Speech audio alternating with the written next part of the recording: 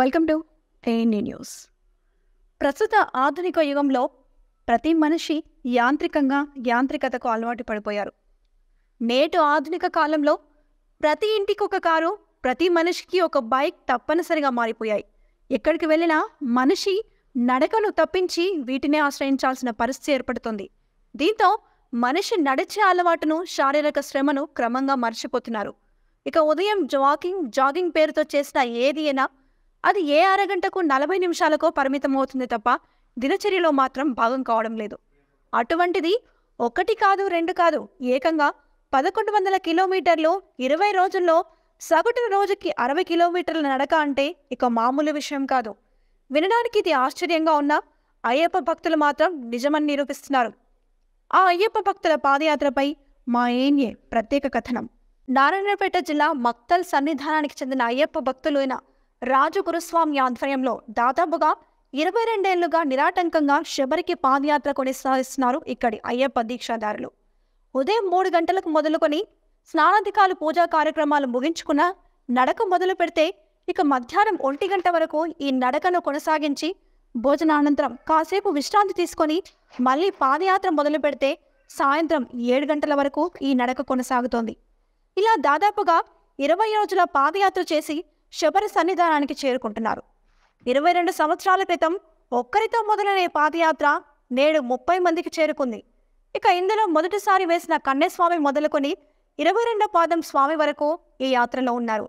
ఈ సందర్భంగా రాజగురుస్వామి మాట్లాడుతూ తమ శక్తి ఉన్నంత వరకు పాదయాత్ర చేస్తామని, తమ పాదయాత్ర ఎంతో మంది స్వాములకు స్ఫూర్తిగా నిలిచినందుకు గర్వంగా ఉందన్నారు.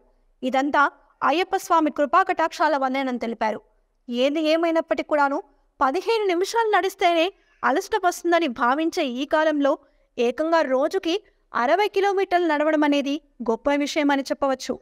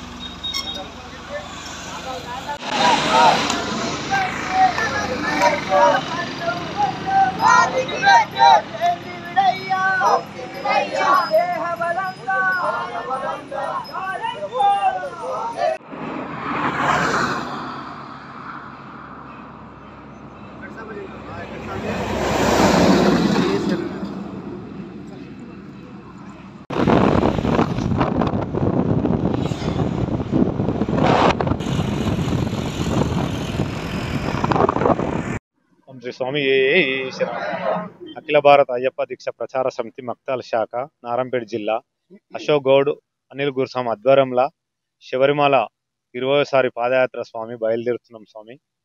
అయితే మేము రాయచూరు, మంత్రాలయం, ఎంగనూరు, పత్తికొండ, గుత్తి, అనంతపూరు, పెనుగొండ, చిక్బల్లాపూర్, దేవనల్లి, ఓసూరు, పాలకోడు, ధర్మపురి, సేలం, కరూరు, దిండిగల్, తేని, కుమ్లి మీద ఎరిమేలికి స్వామి బయలుదేరుతున్నాము. స్వామి శరణయ్యప్ప. ఇక్కడ మక్తల్ నుండి శబరిమలకు 1100 కిలోమీటర్ స్వామి. 20 రోజులు ప్రయాణం ఉంటుంది స్వామి.